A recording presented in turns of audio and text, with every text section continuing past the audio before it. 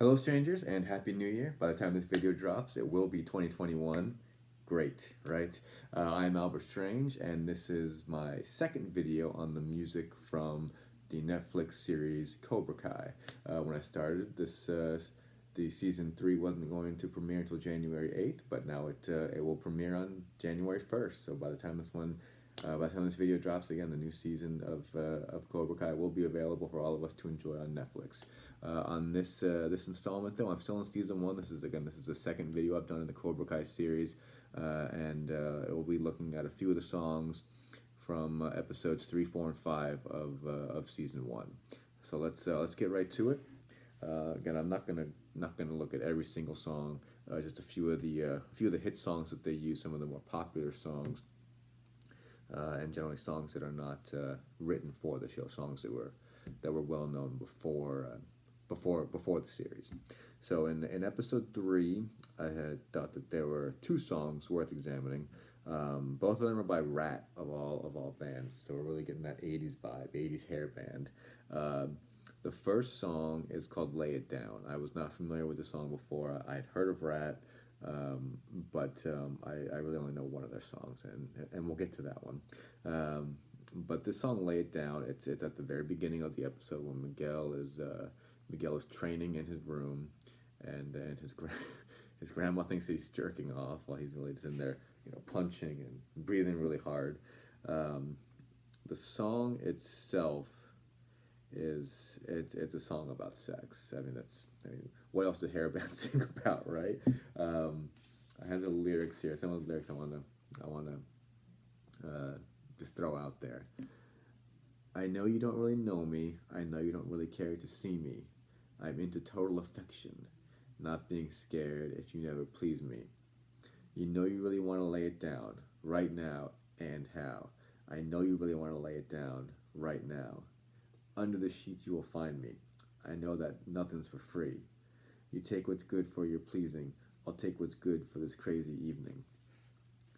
Um, Again, under the sheets you will find me. So it's obviously about sex. I felt like this song is almost from a woman's point of view, from like a female fan almost saying this to the singer, or the famous person.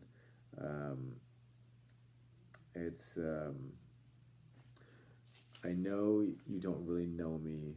I know you don't really care to see me. Like, the celebrity doesn't know the groupie. So, and you take what's good for your pleasing. I'll take what's good for this crazy evening. So he's gonna have a good time. She's gonna have a good time. Whatever happens. But that's what I feel like the song is about. But its use in the episode is a little bit different. The context, um, with the title and just the phrase "lay it down." Miguel's practicing. He's working out. He's learning. Um, he's learning karate, learning the Cobra Kai way, and what he's doing is laying down the foundation. You know, lay it down. It is karate. He's laying it down. He's building up his. He's using that as the foundation. He's laying down the foundation of his karate, of what he's going to learn in karate. He's still learning to punch, and later on in the episode, he wants to learn how to kick. I want to learn how to kick. I see this guy, breaking boards, and it's really badass. And like Johnny tells him, he says, "You're not ready." He's got to lay it down. He's got to lay down the foundation, learn how to punch, then you learn how to kick. So that's what I thought about, what that song was for.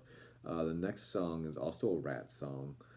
It's "Round and Around." That's a song that I am familiar with, and it's probably a song that you're familiar with, just from listening to the radio. If you listen to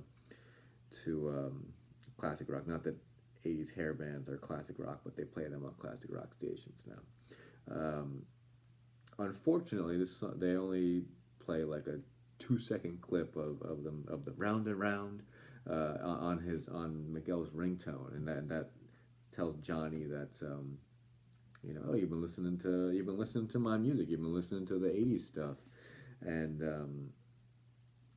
it's a good song. It's a song that I like, um, but really couldn't pull any deeper meaning for the context. I mean, this is a song. I almost said also about sex, but it's more of a relationship song. Um, I knew right from the beginning that you would end up winning. I knew right from the start you put an arrow through my heart. This is another one where I feel like, well, I don't even feel like it is a woman talking to a man, because a couple of times in the song it's she said, you know, I've had enough, we've had enough, cold in vain, she said. Um, but it's Miguel's ringtone. I don't know if it's a ringtone for every single person, but when his mom calls him, and I didn't feel like there was any context of, you know, her spinning him round and round. I don't think that really fit there. I think honestly, what I think this is what the producers, because when they're talking about the music, um, Miguel says that he was listening to GNR and went Guns N' Roses, that is, for the uninitiated, and he ended up in this '80s rabbit hole, heavy metal rabbit hole. I can't remember exactly what he said. Um, I feel like that's the producers telling us that they couldn't get the rights to Guns N' Roses songs, but they could get Ratt. You know, Ratt was ready to get that paycheck, which is fine. I have no problem with that. Um, but I checked it out on YouTube. The official video for Round and Round has 36 million views. That's not bad, not bad at all. Um, Not bad for a 35-year-old song. I don't know exactly when it came out, sometime in the mid '80s. But that's what I think they used. I think they had already used one Ratt song. Maybe they got a 2-for-1 special or something like that. But but they talk about Guns N' Roses, but you hear Ratt. You know, it would have been great if, you know, his phone rings and you hear "Welcome to the Jungle" or "Don't Cry" or "November Rain" or something like that. But I have a feeling, you know, Axl Rose is a fickle genius, and I have a feeling that he might not have signed off on the music. So that's just my theory. I could be completely wrong, but it would have been nice to hear some Guns N' Roses, because I believe that Johnny mentioned Guns N' Roses in a previous episode also, but we've yet to hear it, if I remember correctly. So, anyways, those were the songs from episode 3. There were several other songs. I mean, there was the dance later in the episode, but I don't feel like any of them really qualify as being hit songs or popular songs. Maybe they are, and I'm just that out of touch. But I did research on most of them, and most of them were unremarkable. So in the next episode, episode 4, um, there's only one song in this again that I felt was noteworthy, and it's not until nearly the end.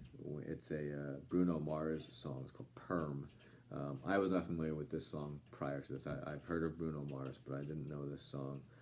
And let me where do I have this? It's actually a pretty long song. Lyrically, it's a pretty long song. It's front and back.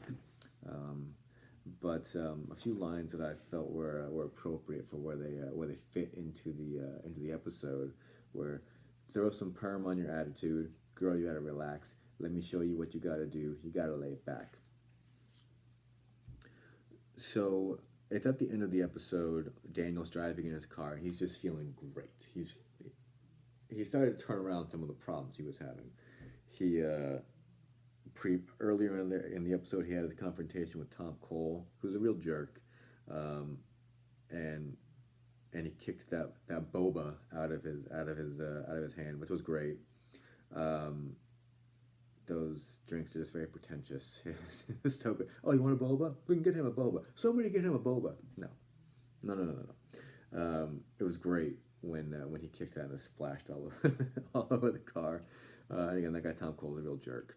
And then after that, he fixed things with Sam, because they had been kind of their relationship had been a little bit rocky from the prior episode when he intervened at the dance when Kyler was giving her the bracelet or the necklace that belonged to his grandma. Yeah, that's what you give a girl on the second date, third date. Yeah, nicely done. So the he had made her breakfast earlier in the episode, and she wanted nothing to do with it. So then, at the end of the episode, when he makes her breakfast, when he makes breakfast for everybody, he just has English muffins, and his son is just like, "What is this, Afghanistan?" But then Sam comes downstairs, and she's like, "So we're not having the banana ram pancakes?" And he's like, "I was just about to make some." So he's feeling pretty good, and he's also feeling good because she's not with Kyler anymore, um, because he's a real jerk. I mean, he's not even a jerk. He's an asshole. He spread rumors about her, and that's just mm-mm. Good decision getting rid of him, Sam. Very good decision. He'll get his in the next episode. Um, but so he's mended fences with his daughter. He laid down the law with his rival, business rival that is, because again that Tom Cole is a real jerk. Um, so he's driving down the street. He's driving to work. He sees his billboard that no longer has a dick going into his mouth. so he's feeling pretty good. He's feeling pretty good. Um, you know, it's all about changing your attitude, and like the song says, throw some perm on your attitude. Obviously, talking about hair and whatnot, and not Daniel's hair, but just it's about changing your attitude. And his attitude was really not in great place. But he kind of reasserted himself um, in his business, and he like I said, he mended fences with his daughter. So he's kind of his world's coming back together, and he's just in a very good spot. So things are getting better for him until he gets to work and he finds out that it was Johnny that spray painted the dick on the billboard. But that's a story for another episode because there was no music recorded in that. So episode 5, again, there was really no noteworthy music in this one, but there is worth mentioning one thing at the end.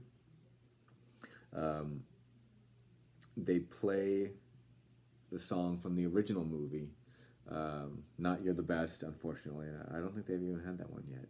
But it's Daniel's Moment of Truth is the name of the song. It's an instrumental. It's the song at the end of the tournament, when he's doing the crane kick and kicks Johnny in the face.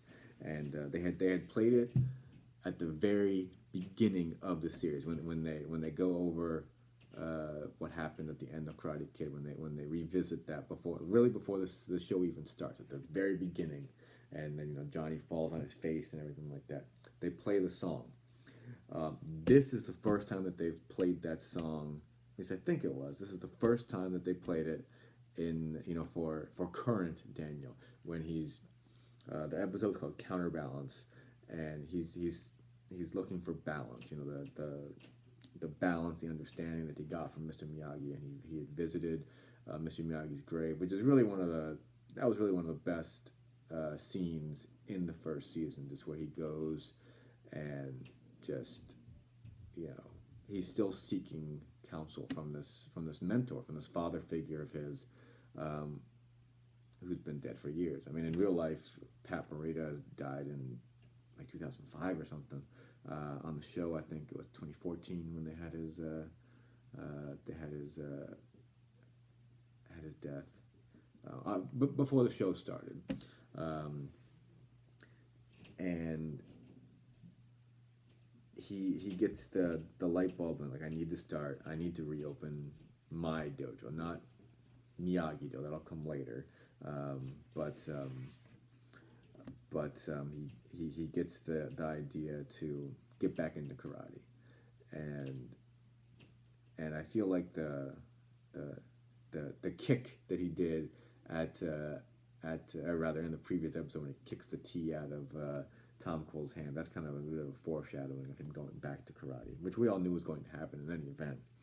But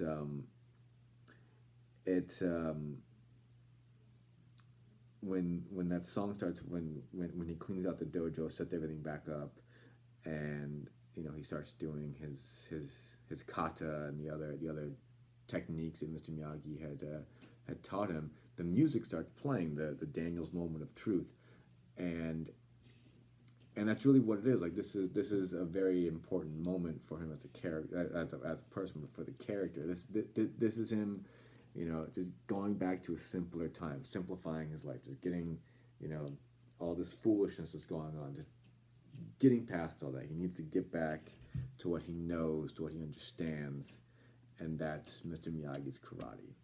So this is his moment of truth in season one, where he's getting back to what he knows, and it was a very good decision on the producer's part to use this song again.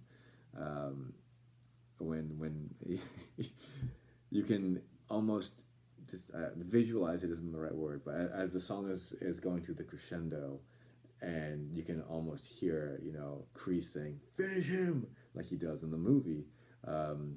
But it's Daniel by himself, of course, just training and doing his kata and breathing.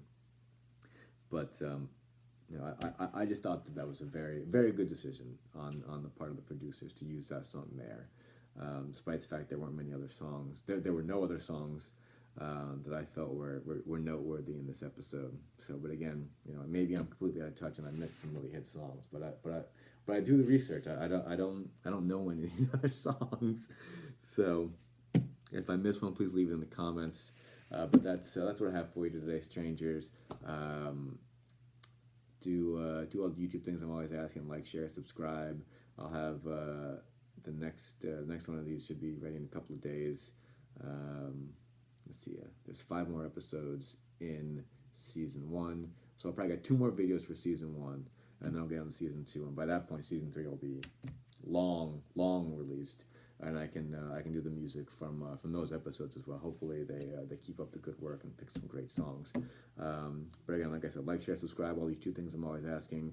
Be sure to tip your servers, your bartenders, your rideshare drivers, your delivery drivers. They appreciate it. And again, Happy New Year 2021 is upon us. Thank you for all your support this year, strangers. I just started this channel about 4 months ago. Hope you grow with me this year as well. So thanks again, strangers. It's been a lot of fun. I do enjoy this kind of different type of video that I've been doing for this TV show, and maybe I'll start doing it for other ones as well. But I will get back to the Billboard hits, I do promise. But let's get to it. All right. So thanks again, strangers. I will see you for the next few episodes in the next episode. All right.